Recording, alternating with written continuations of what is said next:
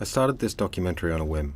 I asked all of my friends on Facebook what they would like to see a doco made about, and this one stood out. Desire paths are things we all notice in our day-to-day lives, yet few of us have a name for them, and we rarely give them more than a fleeting thought when faced with the decision to take them or not. Some people obviously consider the way we navigate space more than others, but you'd be hard-pressed to find anyone outside of the field of landscape architecture that have considered these paths beyond that. So what is a desire path? Well, a desire path is something that forms over time by humans using it. Instead of using the main path, they choose to use a better path that gets them straight to their goal. I was aware of a fair few desire paths already, but I quickly found myself stopping at every piece of discoloured earth like it was an archaeological site, looking around and waiting for someone to come and walk over it to prove what I thought I was seeing. I sat up near to a heavily used desire path and asked people I saw taking either the dirt path or the footpath why they had done so. Firstly though, I had to introduce the topic. Did people even know the dirt paths had a name? And why do people take them? I took the dirt path because I believe it's faster than taking the footpath. I didn't take the dirt path because I was wearing my good shoes, Julius Marlowe's. I took the footpath back up the hill because I actually had time, but I will admit that I took that path on my way down to university because I was running late. I think a lot of it probably has to do with it just being quicker, but I'm sure there's an aspect of social affect where people just do it because other people are doing it. I don't see it as rule-breaking behaviour because there's no rules that say that you have to stick to the footpath and that you can't walk on the grass. The most common answer I got though was, I'm not quite sure. I started thinking about paths constantly and drawing my own conclusions for how and why different ones existed.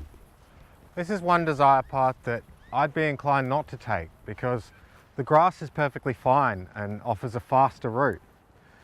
But if I was doing something like just taking a leisurely stroll or looking at my phone, like many obviously are, then I would probably stray to the safer route. Safer for the unwatchful eye at least.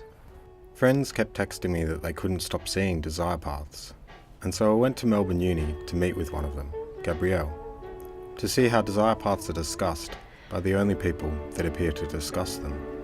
You study landscape architecture and design, yeah? Yeah.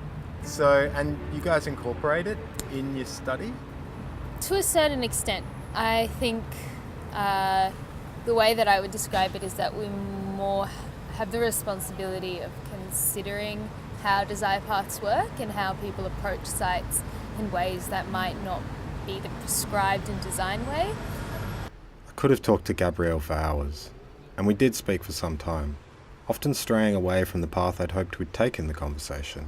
One thing she said though really stood out. The way we navigate space is culturally informed. With that in mind, I sought out Dr. Julie Rudner, who has a background in cultural geography that integrates urban planning and ecological psychology, to find out if she could shed some light on the cultural reasons why people do and don't take desire paths. Yep, I think at night people may not take the shortest route. They'll take a longer route if the longer route has more people, more lighting, and it feels safer. This is particularly true, I think, for women and also in very mixed multicultural areas, depending on how comfortable someone is with the other groups with whom they live. I think that's one aspect to it. I think also for adventure, we hear about kids doing parkour or BMX riding. They're going to take different paths because they're going to see the environment quite differently in terms of what they can do and what they want to experiment with. This whole project had started as an experiment, an adventure down the trodden path to see what and who we would find. But with no real direction, it was starting to get off course. So I went back to Melbourne Uni to meet with Andrew Seneger, one of Gabrielle's lecturers who loves desire paths and says he makes a point of taking them. The desire paths are crucial. When one is given a project and we undertake a site analysis to start the project, one of the things we're trained to do at first is to seek out design paths because they're an indication of where people want to travel.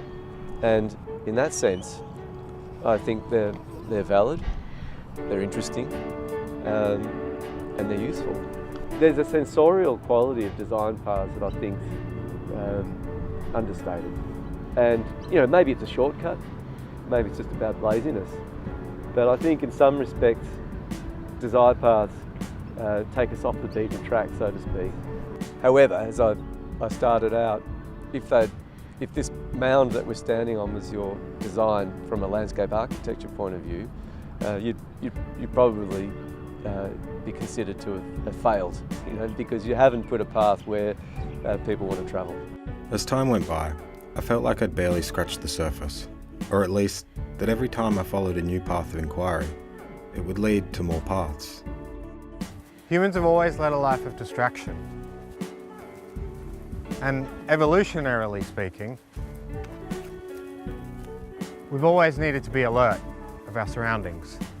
And following a well-trodden path that others have walked before you is safer and easier. It gives you more time to focus on what's up and around you.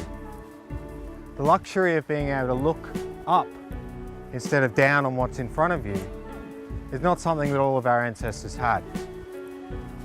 And so when we walk these trodden paths, safe in the knowledge that others have walked before us, we get the chance as a species to look up and find new paths.